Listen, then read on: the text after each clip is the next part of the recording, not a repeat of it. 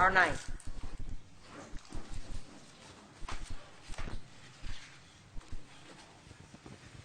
Good evening, Deborah Bolduc, Engineering Services, not Kevin Smith.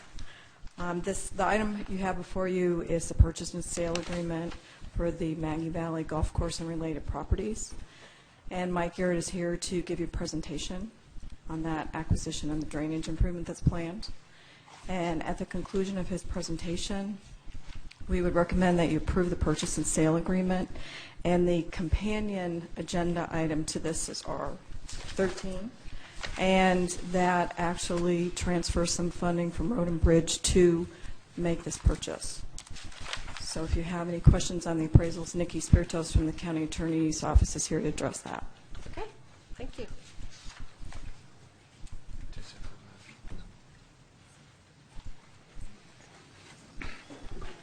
As Deborah mentioned, this is a purchase agreement for the Magnolia Valley Golf Course. Magnolia Valley Golf Course is located in the Port Richey watershed. That watershed is a little over 2,400 acres. The golf course is right here. It runs from Little Road northeast up in here and discharges under US 19 to the Gulf. Historically, it drained there through a series of wetlands, drained to roughly the same location. In 1963, the property was owned by a sod farm, and they installed pumps to dry the area out. As a result, the Water Management District allowed development. Well, actually, it wasn't the Water Management District at that time. They weren't in existence yet. But they allowed all of this development to occur, relying on those pumps keeping the water below 2.65 feet. And SwiftMud still continues to issue permits, and they've issued relying on those pumps. So all of Magnolia Valley, the Carlton Arms, all of those rely on those pumps. Now, if the pumps don't run, then the entire area floods. Now, this wouldn't be a problem, except now there are houses in there. And then in 2015, when we had an issue with the pumps in Magnolia Valley and they failed, in order to get relief for the upstream pumping, we relied on borrowed pumps from the Water Management District to pump over Rowan Road out of the golf course. And this is August 10th of 2015. We're still flooded upstream in Maggie Valley, but downstream is dried out the same day. This is in the mobile home park that floods down off of Ridge Road. So the Water Management District and the Pasco County jointly performed a Port Richey watershed study. And that study showed that if golf course was not pumped, we were going to have a lot of flooding upstream. And it recommended, one of the BMPs recommended was to transfer ownership of the pumps to Pasco County. Now, in order for us to acquire and operate the pumps, we also need to own the golf course. And the goals of the project are to keep the system drawn down so that we have some storage when storm comes, and allow the golf course to remain wetter longer and prevent further development of additional impervious area of this watershed. So what happens is that we will be able to let the golf course get wetter than it would if it was an operating golf course. Pete had to use to pump it down to play golf. We won't have to do that. We'll let it flood a little more. And then if it goes into private ownership, he has some development rights, and that will probably not allow to ensure the pumps will run. It will likely cause some flooding issues. Now, there are 5 contracts today, and it's for a total of 145.15 acres. There's a clubhouse that theoretically could be renovated. It has some issues. It has a roof leak, some things like that. But it's 7,476 square foot, and there are several contingencies. One is it's contingent upon all 5 contracts being closing at the same time, and contingent upon SwiftMud permitting us to continue to pump. A permit was applied for Thursday to maintain the historic pumping at 2.65 feet from the Water Management District. Now, once these are executed, we can operate the pumps up until closing, and then certainly then after. And also we can mow the perimeter. This gives us the right to mow the perimeter. There's a contingency to either do an MSBU or an MSPTU or even nothing.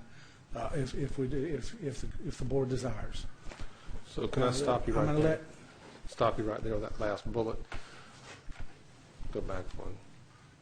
What did you feel the need to put "or neither" at the county's option? I mean, I'm not sure if Well, I think, Commissioner, we'd originally... You can close, it's a contingency, what they're describing is a contingency of closing. So if you as the board decided you wanted to go ahead and close, regardless of whether you established an MSBU or an MSTU, the contract is still valid, you could close.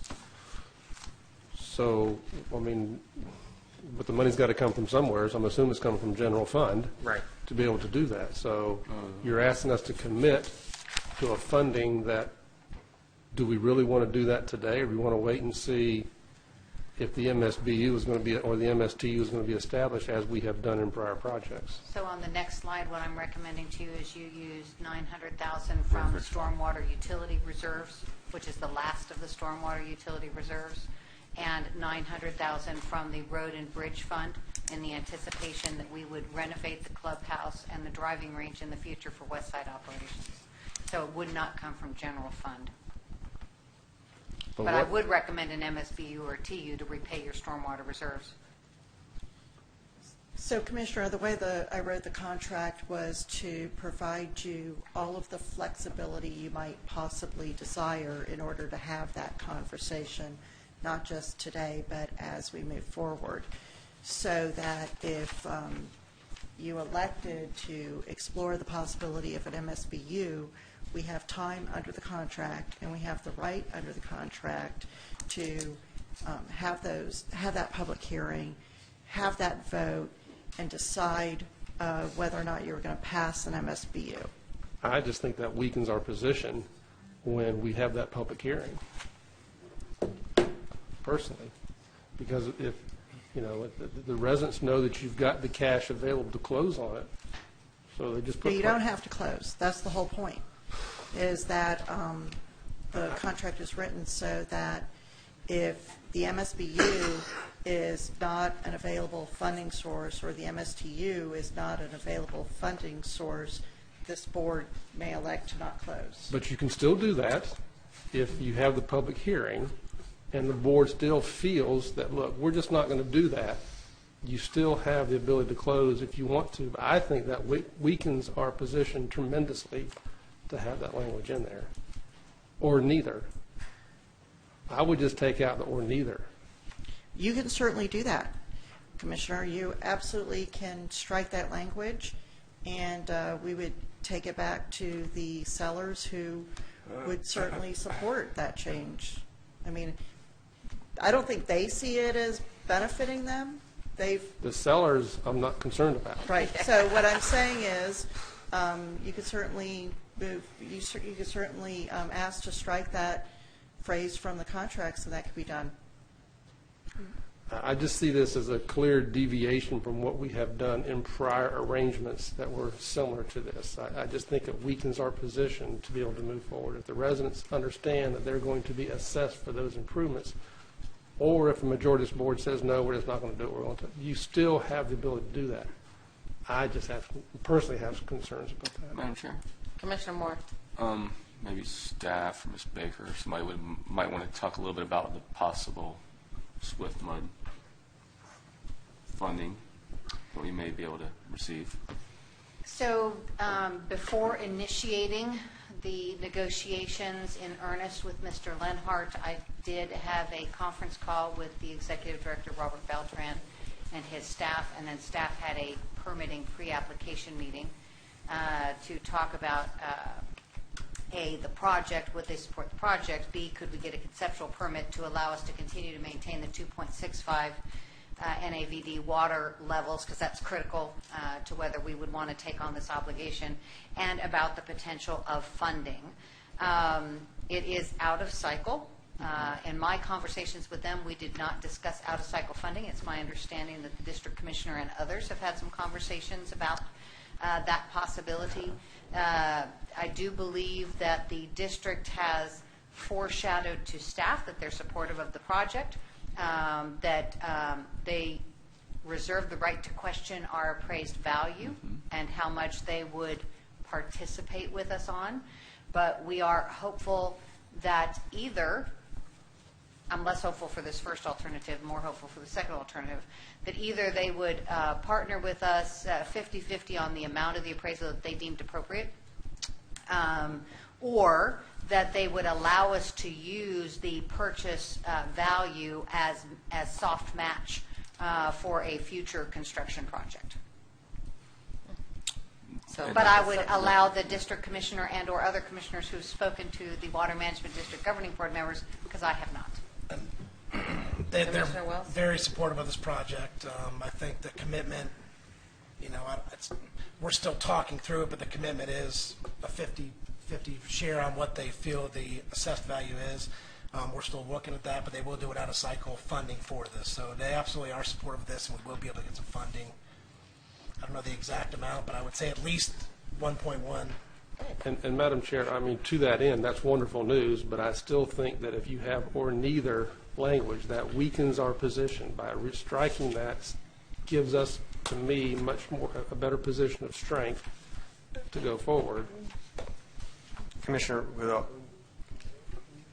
that's a summary of what the contract language actually says. That's not what the contract language actually says. I mean, it says the actual language is, in the event the Board of County Commissioners elects not to adopt an MSBU, MSTU, which fully funds this purchase, which the board may elect for any reason whatsoever, then the buyer's election, the buyer may close on this agreement, or the buyer may terminate this agreement, and neither party shall have any further rights, obligations, or liability thereunder. So it's always within the board's complete discretion whether or not to close, or whether or not to establish the MSBU, MSTU, or whether or not to ultimately close. Well, that sounds better than what you have up here under the summary. That just, I just thought that opened the door, but what you just read in the contract gives me a little more comfort. Yeah, I don't think you're in any weaker position based on your contract language than if you struck that, because ultimately it's going to have to come back to this board, and this board's going to have to say, yes, we're going to close and use whatever funding sources anyway. I agree, but if it said contingent upon MSBU/MSTU at the county's option, I would have been okay with it. But when I saw or neither, that's where I had some pause. And it may have just been the semantics of the summary. And the sentence before the one Jeff just read is even better. Yeah.